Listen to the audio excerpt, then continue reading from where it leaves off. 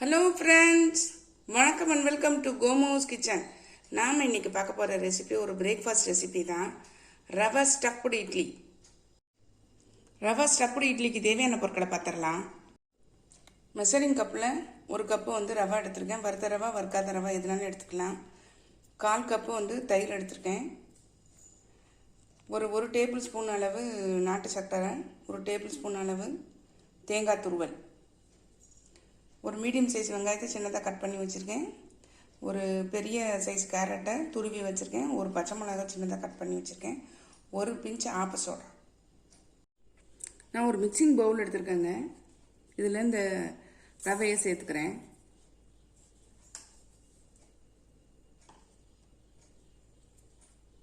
தயிர் 1/4 கப்பு அதையும் இதில் சேர்த்துட்றேன். இந்த கப்பு அளவுக்கு தண்ணி ஊற்றிடலாம்.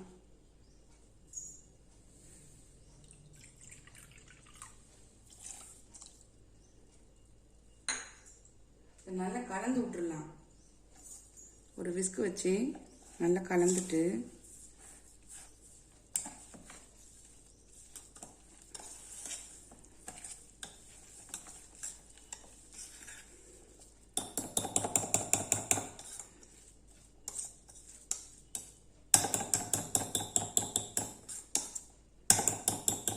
ஒரு 1/4 கப்பு மட்டும் தண்ணி ஊற்றிக்கிறேன். முதல்ல ஒரு கப்பு ஊற்றிருக்கேன். மெஷரிங் கப்பில் ஒரு அரை கப்பில் இருந்து 3/4 கப்பு அளவுக்கு தண்ணி ஊற்றிக்கோங்க. இது நல்லா இந்த ரவை ஊறி வரணும். இதை அப்படியே மூடி வச்சிடலாம். ஒரு 10 நிமிஷம் கழித்து பார்க்கலாம். கண்டிப்பாக இந்த ரவை ஊறி இந்த தண்ணியை பூரா உறிஞ்சிரும். 10 நிமிஷம் கழித்து பார்க்கலாம். 10 நிமிஷம் ஆயிடுச்சு பாருங்க. நல்லா ஊறிடுச்சு ரவை பாருங்க, நல்லா சாஃப்ட் ஆயிடுச்சு. இப்போ இதை மிக்சி ஜாரில் போட்டு அரைச்சிக்கலாம். ஊறின ரவையை இதில் சேர்த்துடலாம்.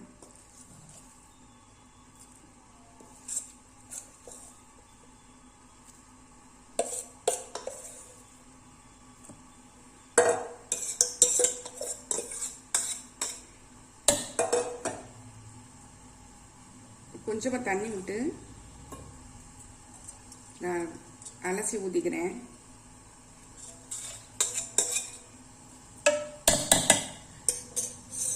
இது தோசை மாவு பதத்துக்கு இருக்கணும். அதனால அரைச்சிட்டு காமிக்கிறேன். அரைச்சிட்டு வந்துட்டேன் பாருங்க. ரொம்ப நைஸாக அரைக்க வேணாம். கொஞ்சம் இட்லி மாவு மாதிரி கொஞ்சம் குறப்பாக இருந்தால் போதும். நான் இப்போ இதை இதில் மிக்சிங் பவுலில் மாற்றிடுறேன்.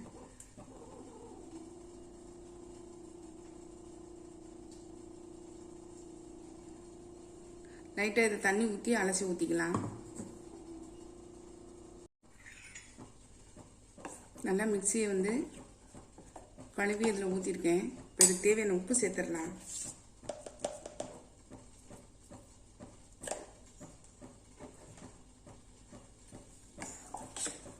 நல்லா மிக்ஸ் பண்ணி விட்டுறலாம்.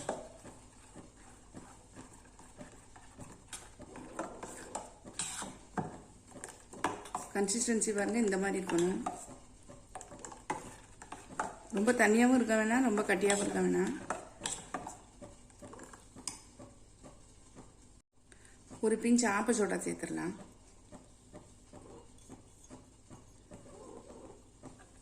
நல்லா மிக்ஸ் பண்ணி விட்டுடலாம்.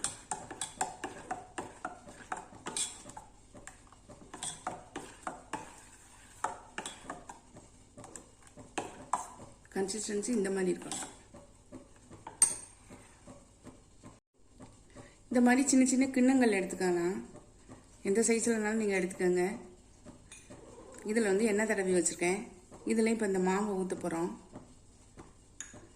அடுப்பில் இட்லி பாத்திரம் வச்சு தண்ணி ஊற்றி கொதிக்க வச்சுருக்கேன்.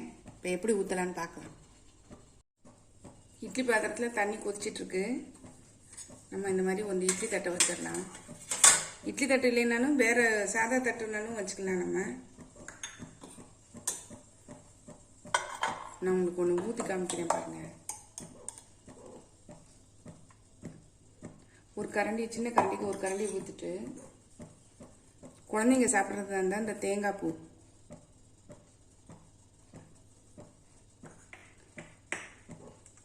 அது கூடயே இந்த நாட்டு சர்க்கரையும் அதில் கலந்துடலாம்.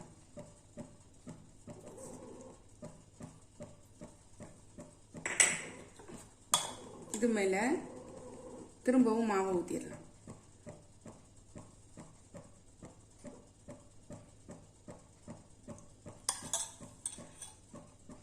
இது மாதிரி ஒரு காரம் ஒன்று சொல்கிறேன் பாருங்க.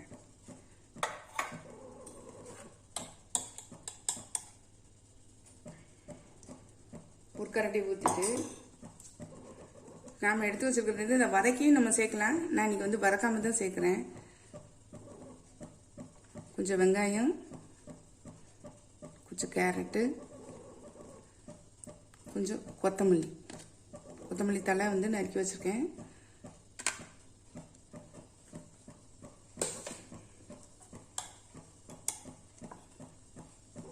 இதுக்கு மேலே நம்ம வந்து இந்த மாவு விட்டுக்கலாம்.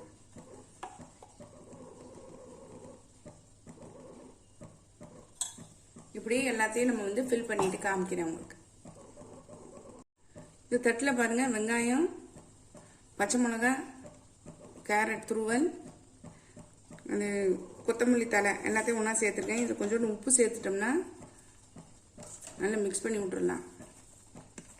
இந்த கலவையை நம்ம வந்து மொத்தமாகவும் வந்து நம்ம என்ன செஞ்சிடலாம், அதில் வந்து கலந்துடலாம். மொத்தமாகவும் கலக்கலாம். இட்லி மாவு ஊற்றிட்டு மேலே இடையில ஸ்டப் பண்ணுறோம் இல்லையா, அந்த மாதிரியும் இதில் பண்ணலாம். நான் இப்போ அடுத்து ஊற்றிட்டு காமிக்கிறேன்.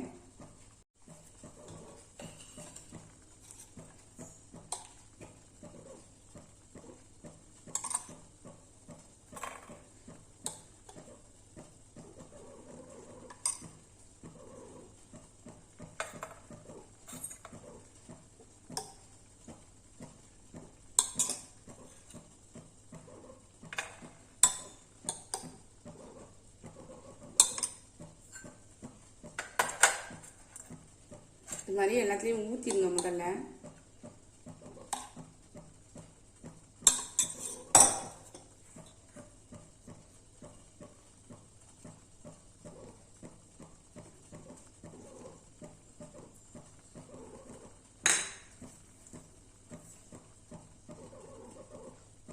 குழந்தைங்கள்லாம் இந்த மாதிரி இது கொடுத்தா விரும்பி சாப்பிடுவாங்க.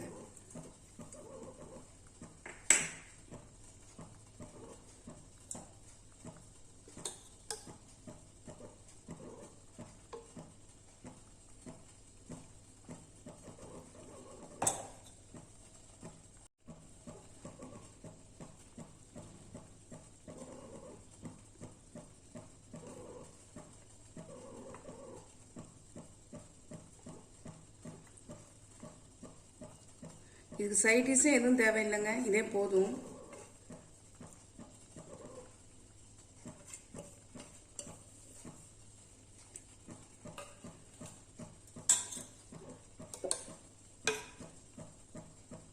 இட்லி தோசையே செய்யாமல் இந்த மாதிரி செஞ்சு கொடுத்தா விரும்பி சாப்பிடுவாங்க எல்லாரும்.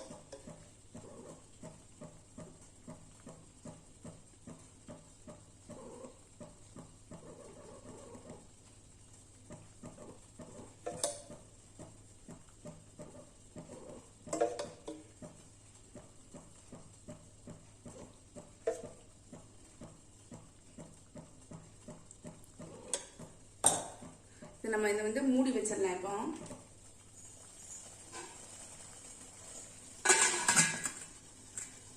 5லேருந்து 7 நிமிஷம் வரைக்கும் நல்லா வேகட்டும். வெந்த ஒன்று உங்களுக்கு காமிக்கிறேன்.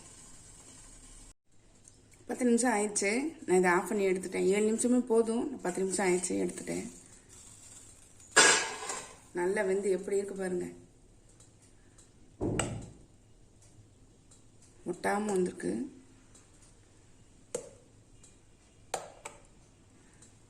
ஆறட்டும், நம்ம எடுத்துடலாம். நம்மளுடைய ரவை ஸ்டப்டு இட்லி சூப்பராக ரெடி ஆயிடுச்சு பாருங்க. பார்க்குறதுக்கு எப்படி இருக்குது பாருங்க, சாஃப்டாக இருக்குங்க. அது மாதிரி டேஸ்ட்டாகவும் இருக்குது. கண்டிப்பாக நீங்கள் ட்ரை பண்ணி பாருங்கள். நான் காலையில் இட்லி தோசைக்கு பதிலாக கூட நம்ம இதை ட்ரை பண்ணி பார்க்கலாம். இல்லை ஈவினிங் ஸ்நாக்ஸு கூட நீங்கள் கொடுக்கலாம், டின்னர் கூட கொடுக்கலாம்.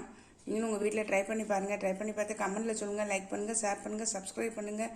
பக்கத்தில் ஒரு பெல் ஐக்கானை கிளிக் பண்ணுங்கள். நாளைக்கு வேறு ஒரு ரெசிபியில் உங்களை சந்திக்கிறேன். Bye, thank you. பாருங்கள் எவ்வளோ சாஃப்டாக இருக்குன்னு. தெரியுதா உங்களுக்கு? இவ்வளோ சாஃப்டாக இருக்குது. இதுவும் பாருங்கள் எவ்வளோ சாஃப்டாக இருக்குது. இந்த இனிப்பு இது பிச்சு காமிக்கிறேன் பாருங்கள்.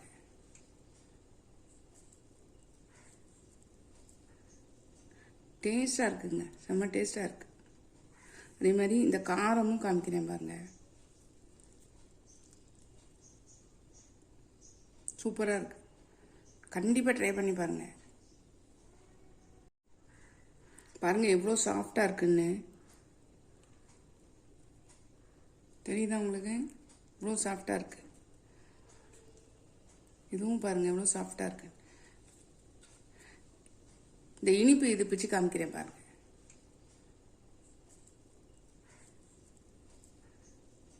டேஸ்ட்டாக இருக்குங்க, செம்ம டேஸ்ட்டாக இருக்குது. அதே மாதிரி இந்த காரமும் காமிக்கிறேன் பாருங்கள்.